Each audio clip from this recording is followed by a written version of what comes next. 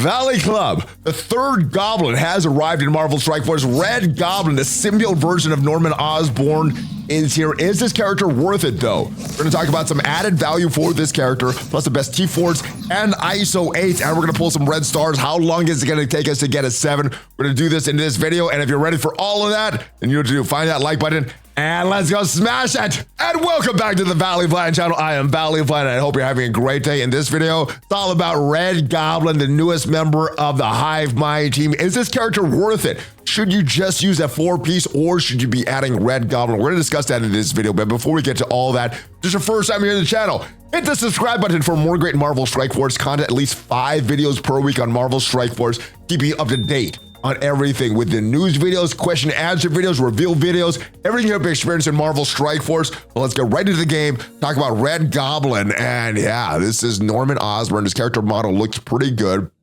We're going to talk about the best T4s and Iso-8s for him, but let's go and pull some red stars. Now, this red star opening is a little different than it's been before because we do have a 7 red. All of our non-minion, non-dark promo characters are at 7 red already, so we're just going to keep going until we get the duplicates. This should be a 15% drop rate, so let's go. Boom. Do we get? No, it's a duplicate. We're going to keep going to a duplicate, so the question is not if we're going to get a 7 red on our Red Goblin, it's how long it's going to take. How many openings are we going to have to do? That is 15% drop rate. It should take less than 10 openings to get this. Shocker, we get lots of duplicates here. We're gonna keep going. How long is this gonna take? Again, not if we're gonna get a Red Goblin. There it is. Okay, so it didn't take us that long. I think it is in the averages there. So yeah, we got the Red Goblin. It's in our roster there. And that is what happens when you're towards the end game and been playing this game for a while and your characters are leveled up. So we got the Red Goblin. Now, there is some added value that I want to talk about before we discuss the best T4s and Iso-8. The first is obviously this costume for Nova. If you want this Wrath costume, you've already bought the previous 2 Hive Mind characters, you can get this Wrath costume. It's a little expensive for just a cosmetic addition to the game, but this is a very nice costume. Other thing that you may want to consider if you want this character is the Symbiote Collective. So as you get to these challenges, there are some nodes, and we didn't even do our all the ones for Gwenna, but there are some nodes that require Red Goblin. So if you want some of this extra pieces here, that may be a consideration. But let me just talk about the raids. This morning in the raids, Red Goblin not even necessary. Went full sim with our 4-piece of our Hive Mind. So one shot, all sim. I guess it's not a one shot because our alliance mate hit it a little bit before, but all one shots with the 4-piece Hive Mind and Super Skrull. So this is where the Super Skrull is right now. Where is he? This is how big the Super Skrull was. And as far as the Hive Mind, let's go scroll up to them. This is where the Hive Mind is. And of course, we didn't have Red Goblin when we did that this morning. So this is where they're all built. Let's go into MarvelStrikeForce.com and talk about the best T4s and Iso-8s for Red Goblin. Now, it's got a pretty good move set here. The basic, gonna add more damage. It's also gonna add 2 regeneration to the most injured Hive Mind ally. This is an okay move. I'll probably wait on this T4. All right, so now we have the special only in the raids. Apply trauma for 2 turns. Heal self and all allies for 30% of this character's max health. So obviously in the raids right now, if you have Super Skrull, this is not needed because the rest of the Hive Mind is so good that they can smash the current raids. But as we get more difficulties of these Incursion 2 raids, this is something that you may need. But right now, this is not a super important T4 because the rest of the Hive Mind is so powerful. The ultimate, more damage to all enemies, transfer 5 negative effects instead of 2 negative effects from Hive Mind allies to self. And in the raids, he's gonna copy 5 negative effects from self to all enemies instead of the 2.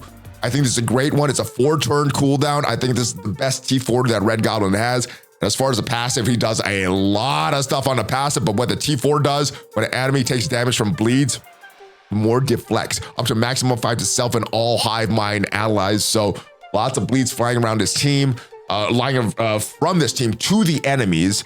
And yeah, you're gonna get a lot of deflects because they're gonna be taking a lot of damage from bleeds. So this should help them.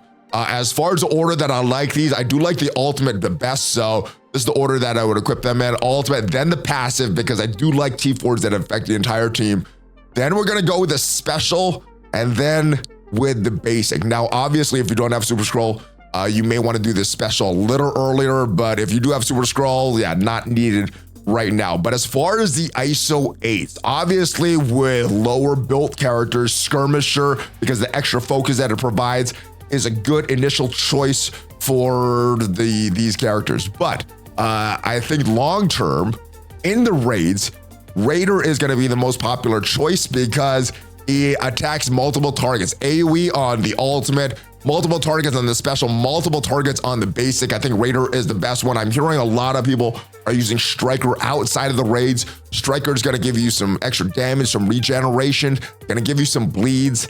Not sure if that's going to be worth it, but in certain game modes, it might be worth it for you. All right, so we're going to take this team into action. Now, unfortunately, initially, I wasn't sure if I was going to purchase Red Goblin, and I already did these Incursion 2 raids. Like I said, we did full sim all 3 of those nodes with a 4-piece Hive Mind and Super Scroll. When you get Red Goblin, it's probably going to be a lot easier to do that full sim, especially in the harder versions of the Incursion raids. But because of that, we don't have a way to really showcase these guys. So we're going to take them as a showcase event. Now, the challenge here is to try to get all 3 of Red Goblin's moves, the animations popping up. The challenge of that is because anytime we drop any of these enemies below 25% health, Carnage's passive is going to give them a lot of turn meters. So Red Goblin is slow. We want him to have the full turn meter and see all 3 of the animations. So that is a challenge. Let's see if we can get this challenge going. All right, so Red Goblin is the slowest character. So we do need a lot of these characters to not drop below 25% health. All right, we just straight up kill rescue there. Probably could have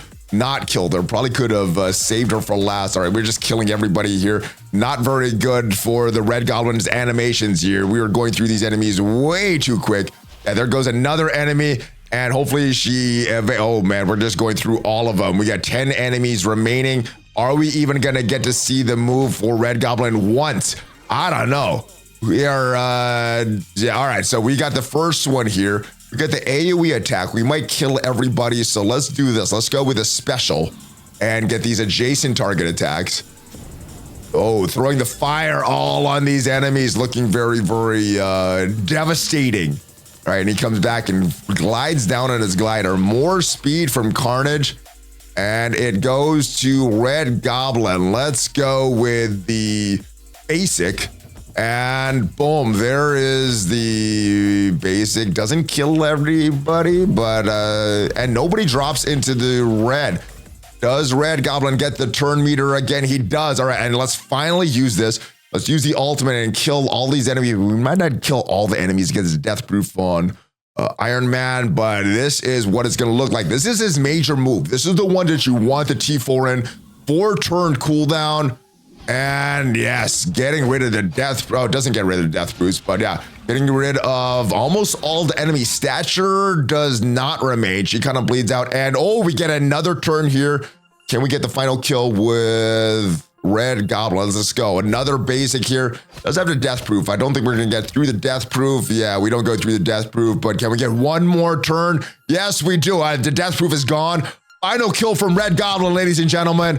Let's see the kill animation. There it is. All right. So final thoughts on Red Goblin. Is this character worth it? It really depends on Super Scroll. Because if you are trying to beat these Incursion 2 raids right now, do not have Super Scroll, maybe you have the 4-piece of the Hive Mind team or planning to get them through these events, well, I think you should be fine for the raids. The 4-piece built up pretty big for the 4-piece Hive Mind with Super Scroll, can one-shot and even sim those nodes in the Incursion 2 raids. If you don't have Super Scroll and you want to do these bio nodes of the Incursion 2 raids, I think to complete this team, Anti-Venom's not going to be enough, especially for that boss node. Red Goblin is something that you would need. Now, outside of the raids, what would this character be used for? Well, be used for some good synergy and Cosmic Crucible. The current season of Cosmic Crucible does lean into the symbiotes. They do have that superior 6 tag, so they do have some synergy there.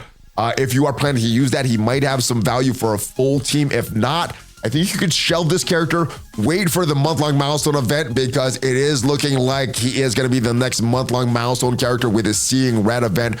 You slow play this, and finally, by the time that you get him built up, maybe that is when the new Incursion 2 raids are coming, and you can hold off on this character. So mainly, if you get this character, it's for the Nova costume, or if you don't have Super Skrull, but if you do, then I think you could definitely hold off on this character. That is it. Hopefully this video helps you deciding one way or the other if Red Goblin is for you. And if you want to check out the animations for all of these new characters, including Red Goblin and all of the out of time characters, check out the video up there, and I'll see you guys next time. Have a great rest of your day. Hulk fist bump, ValleyFlyin out.